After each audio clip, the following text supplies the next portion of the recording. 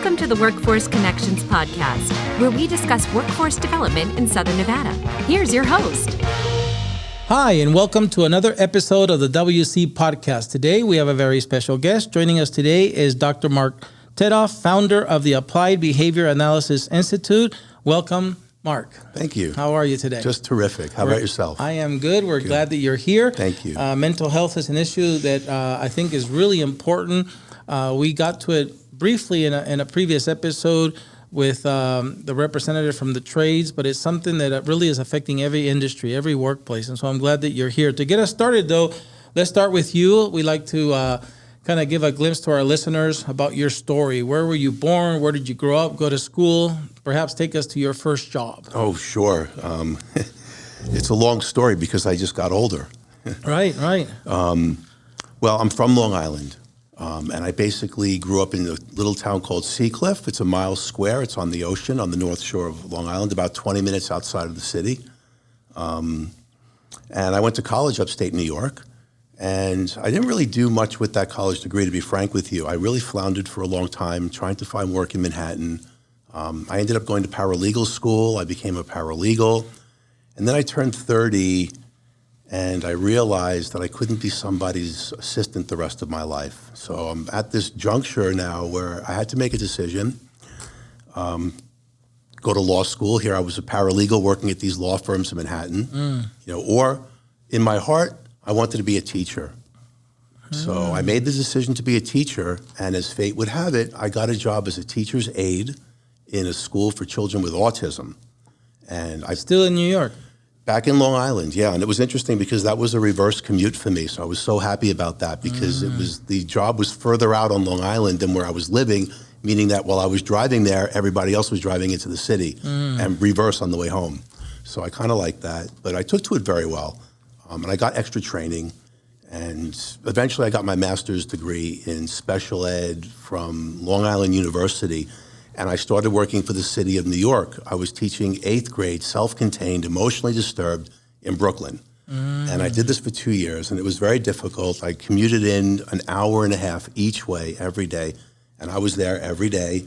And it was taking a toll on me. But one day while I was on vacation here in Las Vegas years ago, I called up the school district. I heard they were looking for teachers. And I said, hey, I'm in town. I didn't bring a suit or anything. But if you want to interview me, And I went down there and I interviewed with them. And a friend of mine, while I was in town, had showed me some of the houses that were here at the time. And I was just flabbergasted because I couldn't afford a house in New York on a teacher's salary. So by the time I got home from the vacation, there was a contract in my mail. So that was a no-brainer. What year was this? That was 2021. Okay. I packed up my things, and my wife and I at the time, we moved out here, and I started working for the school district. I was with CCSD for 10 years, early childhood, mostly autism, but I did some resource room. So that was 2001 when this happened? Yeah. Okay, so 23 years ago. Correct. Okay. Correct. And again, I worked for the district for 10 years as a teacher, and while that was happening, I was going to UNLV and earning my doctorate. And I did get my PhD in special ed. And after that, I continued working for the school district for another year and a half while I earned my Behavioral Analyst Credential. So I became a BCBA very early on, and I sat in on the first state exam, and I ended up with license number 5. So I've been on the grid for a while. Wow. So I'm sorry. Well, I started working for myself, and I was working with a group of psychologists. And I was working for myself, and then 1 day a week became 3 days a week, became 4 days a week, I had to work for myself. And I was only taking cases for the state. I was doing autism treatment through Aging and Disabilities. They have a program called ATAP, the Autism Treatment Assistance Program. And I was one of their providers. And they told me if I could run a payroll, that they would give me more cases. And I did. And from there, I ended up helping to roll out the Medicaid when it came out for the state of Nevada for autism treatment. I worked very closely with the people in Carson City, and we were doing that. And I was taking Medicaid for a very long time, and that morphed into private insurance contracts. Unfortunately, Medicaid reimbursements didn't keep up with salaries, so I had to take a hiatus from that. We're just starting that up again right now, actually. But my business grew organically from there, from a one-man band to where I am now, running a day clinic, in-home services and 30 employees. Wow. So that's the whole story. So tell us about a little bit more for those of us who don't know what applied behavior analysis, ABA, somebody who's not familiar with that. Break it down for us. Yeah, thank you. It's a branch of psychology. It's different than the traditional branch of psychology. Like traditionally, psychology is like therapy and counseling and this sort of a thing. Tell me, about your childhood and how you grew up, and they're looking for, inner emotions and things. Applied behavior analysis is also a branch of psychology, but is only concerned with observable and measurable behaviors. So a good example that I have is a child that walked into my office one day with his mother, and he was so cute and handsome. He was 5 years old, and he looked, like an angel. And then he goes to his mother and clenches his fist and pumps it in the air and demands the telephone. And I said to him, like reflexively, you won't get anything in this office if you behave like that. If you want the phone, ask politely. And he was so angry, and he sat down brooding. And his mother said to me, the reason he does that is because my daughter's boyfriend was mean to him. And if that's true, I feel bad about that. But 5 minutes later, that kid got up and he asked very politely if he could have the phone. And I gave it to him. And really what happened there is I demonstrated that the reason he does that is not because somebody did something to him. It's because that behavior is functional. It works. I behave like this, and I get that. So that's what we do. We're the behavior people. We look at variables in the environment that cue behaviors to happen and that maintain behaviors or prevent them, like abate them. And then we manipulate those variables to teach new skills and reduce problem behaviors. That's very interesting. I always remember when I think I notice it less now, but when I was raising kids, because mine are adult now, but you remember situations in the store when parents can't control the children. And I, as a fellow parent, I felt for them, but as somebody as an expert, can you turn it off, or do you notice behaviors everywhere you go? Well, that's interesting. I do take it with me everywhere I go, in my personal relationships and, in my business too. I know that it's very important to provide reinforcement much more frequently than punishment, because then if you promote certain behaviors, those behaviors will repeat themselves. And if you ignore other behaviors, they'll likely go away. Children in the store, the scenario you're describing is very interesting. The kid's standing there at the checkout line. The candy is eye level. They're screaming, "I want candy, I want candy."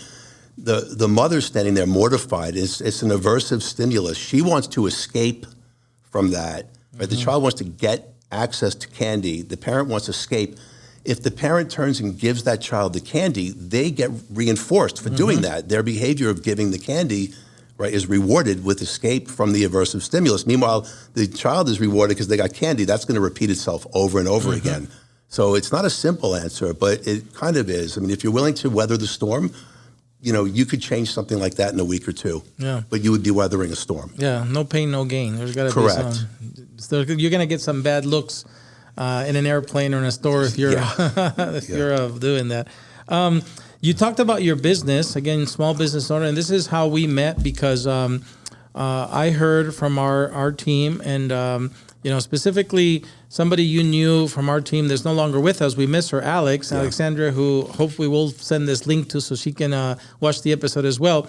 But you met with her because the next question has to do with the fact that whether you're small, medium, or large employers, everybody's having difficulty finding and retaining talent today. It's just every industry, every job position, the supply is just shorter than the demand. And so tell us about your experience, how you worked with we call them American Job Centers or Employee and V Hubs. We have youth hubs, career hubs, and business hubs. But you found Alex through the youth hub. You've been to a couple. But tell us about your experience with WEXs and OJTs and how you've been able to source talent through our American Job Centers. I'm very happy to do that. Well, actually, Alex found me. I should start with a little bit of a background about what I'm dealing with.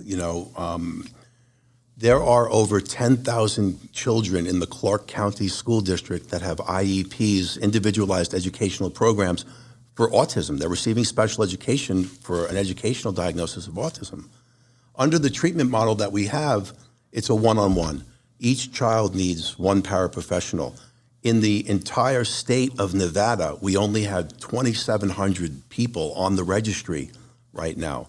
So there's a dearth of RBTs out there, and it is very competitive because, like in the past, we were mostly, because of compulsory education laws, we mostly worked with kids after school.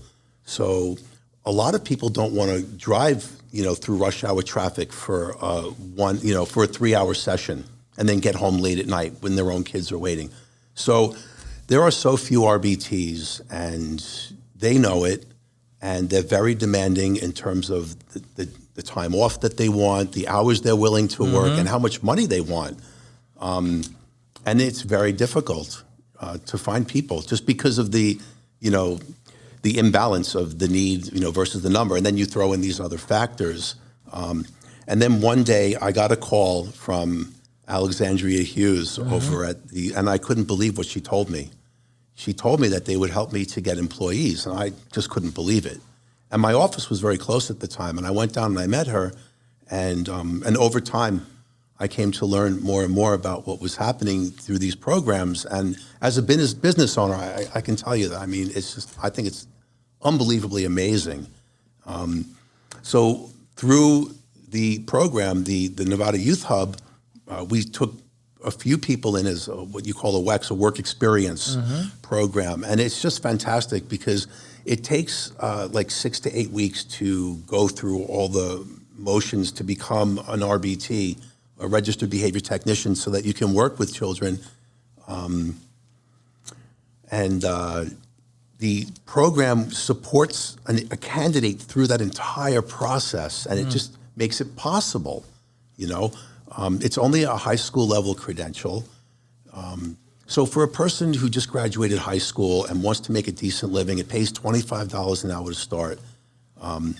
This is just a great opportunity for that person because it'll pay them a salary while they're studying, provide gas cards, it could be rental assistance, even assistance with clothing.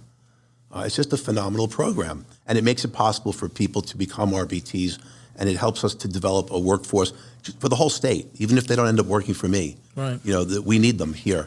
And I've done this several times, and what's even more phenomenal is that once we hire these people, the state continues to support them, or these programs continue to support these people on the OJT program, the on-the-job training, which is also phenomenal. And so that, for the people who might not know, that's a program that's reimbursing part of the salary of the individual after they've been hired. And what I've been doing with that is I've been hiring people at a higher rate of pay. I've been giving some of that money back to them, actually, so that they can benefit from that also. So that's been a huge winner too. And so I didn't just get RBTs through this program. Currently, I also have a human resources person. So we got a candidate who wanted to be an RBT, but it was really in her heart to be an HR person, and the company needed an HR person. So we converted her to HR, and she's gone to a lot of trainings, and she's gone through a lot of to a training. I think she's doing it now. The final is this weekend for a grant that she got through the workforce program to upskill. She's taking an HR class. So here I'm taking this person who's very young, and I'm cultivating them into this job so they will grow with my company. So I'm hoping that it'll stick. That's good. I'm always happy to meet an employer who, you've mentioned 3 different of our programs, the work experience, the on-the-job training, and now the upskill program as well. Yeah. And it's, we bring, I find that a lot of times small businesses is where we bring more value, because a small business owner like you has to wear sometimes multiple hats, wear the HR hat and the IT hat and the procurement hat and the management hat and all these things. And so I think these kinds of programs, these resources, this help is a lot of times very welcome the smaller the business is. So glad to hear that. And hopefully, even though Alex is gone, you have new relationships with staff there in those hubs, even though Alex is gone. The people there are fantastic. And just, there's more. There's more. I mean, Alex referred me to several other resources that were very helpful to my business. For example, she referred me to a $10,000 grant through the city of Las Vegas for my employees. I can give them gas cards. I can help them pay for childcare. It's fantastic. I can upskill them, whatever. But it's a $10,000 grant, and I wouldn't have known about it unless it was for Alex. And she also connected me with the Small Business Administration. There was a class they were giving called Thrive for small business owners. There were like 950 around the country. And Las Vegas had a cohort of 40 people. And I was able to get into that program, and I attribute that to Alex. Great. Yeah. I'm glad that the staff, Alex and the staff, have been helpful to your small business. Tell us about, so your business again is called the ABA Institute. And tell us about an initiative or two that you're really excited about going on right now at ABA Institute. Yeah, thank you. So, I'm always thinking about where can I find people who want to become RBTs? And the idea struck me that maybe people who are aging out of foster care would be interested in this. So I started floating the idea around, and everybody who heard the idea thought it was fantastic. And I floated the idea to the folks over at the Youth Hub, and they also think it's fantastic. They're willing to fund some WEXs to make this happen. So we've been on the other side contacting different agencies, and we did connect with one, and we had a Zoom call with them 2 days ago, and we were going to plan a lunch with I was going to treat a lunch for workforce, the Youth Hub, and this agency and ourselves so that we can coordinate this. The woman sent me an email this morning. She says, I don't need a lunch. She said, I want to get started now. So and actually I hadn't mentioned this before, but another thing that we love about this program is that we can make a reverse referral. And what we did was we sent a QR code to this administrator, and she's going to make some reverse referrals into this program for us. So that's something that we're working on right now. So we've talked a lot about work, your business, and how you're super plugged into our American Job Centers, which is great. We always love to see how we can impact small businesses, because small business is the heart of our economy. A lot of times here in Las Vegas especially, we look at our large corporations, large employers that employ tens of thousands of people. But what we, again, don't see is that 90% of our economy is actually small businesses. And so it always brings us pleasure to have a small business here. But let's talk a little bit about your time away from work. You also have volunteer work. But when you're away from working or volunteering your time, what kind of hobbies or activities do you enjoy in your personal time? Yeah, I'm a family man, so I like to be around the house. I like to fix things. And in terms of hobby, particularly my 1996 Corvette. Oh. So there's my big hobby. Yeah. So I'm spending time around the house with the family and fixing whatever needs to be fixed. But when I can get out into the garage, that's what I'm doing. What generation of Corvette is that? C4. Okay, a C4. The newest one almost doesn't look like a Corvette, huh? They're incredible. Yeah. And not that expensive either. They're not? About $100,000. Oh, well, that's expensive. I guess. Yeah, I saw a new one. I had to do a double take. And so the C4, what condition is it in? It's in very good condition. I just rebuilt steering, suspension. I just did the engine. Everything. All yourself? Yes. Wow. I do it all myself. Wow. So you get down into the cylinders, pistons, rings? I didn't get that far. I just did the head gaskets and everything from the top up new. Yeah. all of it. Wow, very nice. And of course, I didn't do the valve job. I brought that to a machine shop. Okay. Right. And then since 1996, how are the things that in this dry weather, rubbers, gaskets sometimes get dry? Have you had to go through that? I changed all the bushings in the steering. Okay. Like all of the bushings in the control arms, everything. Wow. All new. And now some of those jobs takes more than two hands. Do you get help, or how do you? No, I did everything myself. Wow. So you just spend all the time it takes to move from here to there and position yourself. And there was one instance where I couldn't get a oxygen sensor off, so I wrapped a strap around it, and I wrapped the other end of the strap to my van, and I just until it popped. So nice. you got to be creative. Yeah. Right. But it sounds like that's where you get to unplug and maybe turn off your mind for what you do every day and focus on that aspect that you enjoy as well. That's so true. I get lost in like the project and like I forget everything and it's relaxing. Yeah. For me, that's Legos. Yeah. I build Legos and that happens to me. I swear to you that I look up and 4 hours have gone by. Yeah. My office girl does Legos too. As a matter of fact, May the 4th, be with you. Yeah. She came in with her T-shirt and everything and she was so depressed that day. And that evening when I went home and I opened up Amazon, it was Darth Vader Lego kit and I bought it for her. Yeah. So we'll see if she assembles it. Yeah. Yeah. Usually if somebody loves Legos, that's what brings you the most pleasure, to dedicate time and then create or have that thing that, that your effort, imagination went into. Yeah. So once you're done though working on it, how do you enjoy the vehicle? Do you go on long trips or short? I haven't, but I do it. It's a daily driver. Oh, it's your daily driver. Yeah, it's daily driver. So what were you driving when it was tore apart with the... You know what? I'm not a fancy guy. Okay. I have a 2000 Ford E150, All right. which on the outside looks like a 20-some-odd-year-old van, a 25-year-old van. But on the inside, it's, it's for camping. Okay. It's really nice on the inside. It's got all the amenities, solar panel, CB radio, lighting. Oh, wow. And that became the driver for how many days since the other one was down? I've been driving that for 5 years. Oh, but I mean, the Corvette eventually comes out too, right? Yeah, the Corvette I'm daily driving, and I just finished the Corvette a few months ago. Okay. So the van's been sitting a little bit. I only drive it on the weekends. Oh, okay. Yeah, but I'll take it to EDC this weekend. Oh, yeah, that's right. Yeah. Wow, EDC is here. I forgot about that. Yeah, that's always the show, isn't it? I don't know yet. Okay. We'll find out. This is your first time? It is, yeah. Oh, you're going to be, I remember the first time I went, I couldn't believe what I was seeing. It's extrasensory overload. Really? Yeah. I'll bring sunglasses. Yeah, it is. You'll see. Okay. Yeah, stuff that you get, what? You can't imagine. Well, I appreciate that you made the time to come and talk to us about a subject that, again, for many years was taboo. A lot of times people, didn't know how to talk about mental health, but I'm glad that it's normalizing a bit, and especially the way you put it today. We learned, again, from another interview that it's really affecting every aspect of our industries here in Las Vegas.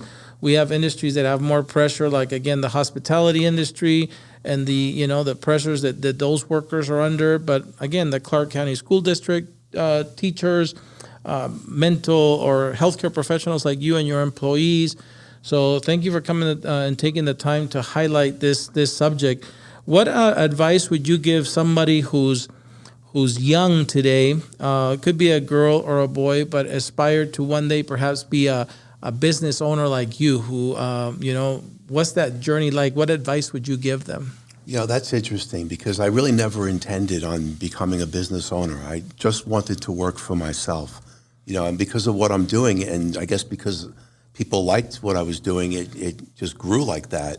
But I would give advice to some people. Really what it comes down to is hard work. That's just what it comes to. If you want something, you just have to work for it. Keep your eyes on it. Keep swimming. A professor in grad school once said something to me at the end of the semester. She comes to me and says, "You look frazzled." And I was like, yeah. And she goes, "It doesn't matter. Keep writing." Yeah. That's what she said to me. And it was very good advice. So that's the advice. Keep going. That's good. Is there any big, as we reach the end of the podcast, any big events, news that you want people to know about, whether it's the mental health industry, ABA Institute specifically, any kind of final thoughts that you want to share? Well, I mean, there's nothing new really happening in the industry, although the industry is always changing. If I could just... if I could just mention to those people that are doing it, and even to parents, the one big thing that I think that could make this more viable for everyone is just a little bit more flexibility on both sides. Because we're so busy doing all these other things, and like you said, this is so important. Like, treatment for autism for a child is life-changing type of services, and I just would like to see more people. Be more focused on it if they could.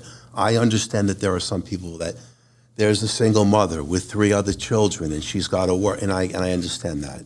But if it's possible, on both sides, for people to find more time to devote to therapy for their children. Yeah, I agree. It's I think it's a matter of awareness, and that's what you've helped us do today. Is there a website or a URL where people interested in your request could go and find out more? Yeah, abatherapy.vegas. Okay, we'll put it here on the screen so that people viewing us can go there, and hopefully, like you said, it will raise more awareness so there's more intentional, purposeful involvement in something that requires a lot of it. So thank you, Marc, for being here with us today. Yeah, thank you very much. All right. So that's another episode of the WC Podcast. We hope to see you at the next one. Until then, stay safe.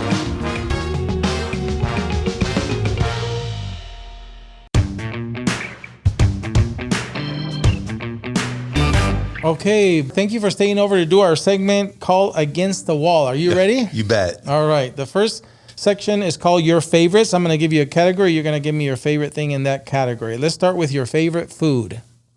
Chinese food. Favorite movie. Oh. The Good, the Bad, and the Ugly. All right. Favorite book. Tale of Two Cities. Favorite subject in school. Ooh. Single subject research. Ooh, that was college? Grad school. Grad school. What about high school? Favorite subject in high school? Chemistry. Chemistry. Favorite holiday? Favorite holiday? Hanukkah. Favorite sports team? The Yankees. Favorite Las Vegas sport team? Raiders. All right. You made it through the first segment called Your Favorites. The next one is called Tough Choices. I'm going to give you 2 choices, and hopefully you're going to pick one. Vacation or staycation? Vacation. Drive to your vacation spot or fly there? That's a tough one. Why? When you get there, stay in a hotel or an Airbnb? Hotel. Would you rather cook at home or eat at a restaurant? I'd probably rather eat out. Would you rather owe money or owe a favor? Money. Here's a hard one. Justice or grace? Justice. Actions or words? Actions. All right. You made it through the second segment. The last one is called Finish the Sentence. I'm going to give you 95% of the sentence. You're going to finish it for me. Are you ready? You bet. If Marc could live anywhere, it would be... Las Vegas, baby. The best part of living in Nevada is... The weather. Marc's favorite thing about his job at ABA Institute is... All the people that we can help. If Marc could travel back in time, he would travel to... 19 forgotten. 88. All right. And 3 words that describe Marc are?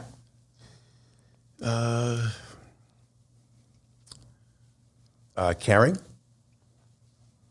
Industrious. Helpful.